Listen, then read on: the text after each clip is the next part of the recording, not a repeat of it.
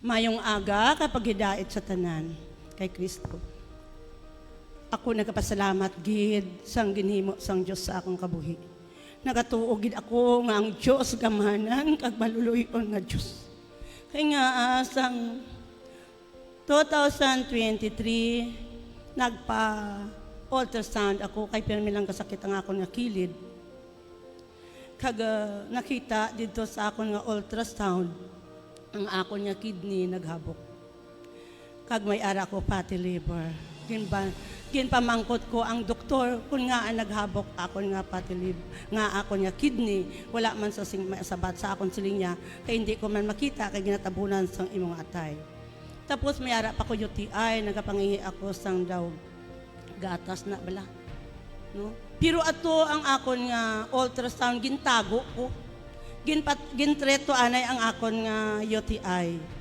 2024, no, nag-agto ako, nagliwat ginpa-agto ako sa doktor. Ginpaluapong akon nga UTI. Kaya nakita nga may mabasa na sila nga number. Tapos ako ya pamatsyag ko, wala na gid siya. Kag dito bala siling sang doktor, ginlantaw yung akon nga ultrasound resort kay gindala ko. Yan ang buhay ro gali diyang imo ginbatsyag. No? Kay gintago ko, kay ginapangamuyo lang ako sa mga nga Diyos nga kasalig. Siling niya sa rumaan nga daan nang panaw ka sa ospital. Kay tama na kadelikado ang imo nga kabuhi.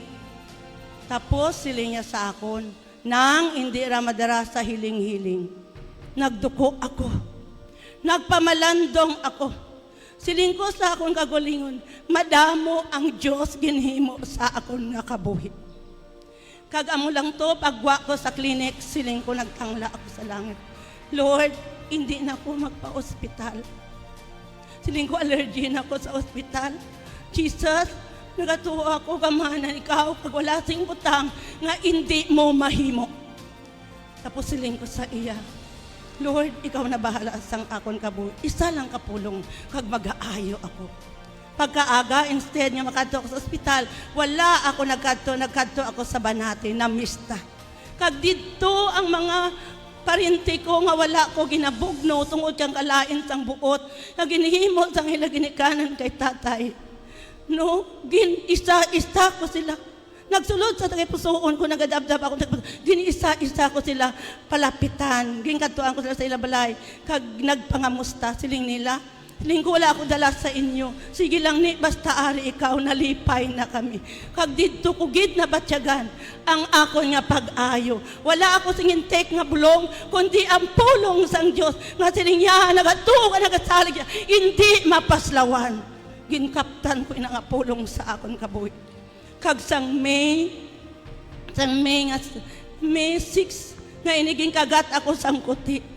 Tinatabuan ang akon isa man kautod naton yara kay Kristo. Kita ko na lang no kay kakapoy-kapoy ko, natapakan ko ang kuti, iko ko lang matalupang da nagadugo ng akon nga tiil. Anya nang ugasi dayon ka tubig. Wala ko na mati sa iya, kundi nagpungko ako ka nagpangamuyo. Tapos siling niya pagidya, tapos panguyo. Nang, darhasa, ano pa indeksyon ikaw? Nang sang antitetanus. Siling ko sa iya, hindi ba lang pulong sang Diyos nagasiling? Kung kita nagatuo sa Diyos, makita naton kung ano kadako ang gahom sang Diyos manghikot sa aton. Ina ko nagatuo ikaw. Pero kung hindi ka magtuo, wala man sing matabo sa imo. In Jesus' name. Ang tanan nga ini, ginabalik ko, ang tanan nga kadungganan kay mayan, papasalamat ka padungog. Para gid lang sa aton buhi kagamahan nga Diyos, nga yari sa tunga naton. In Jesus' name.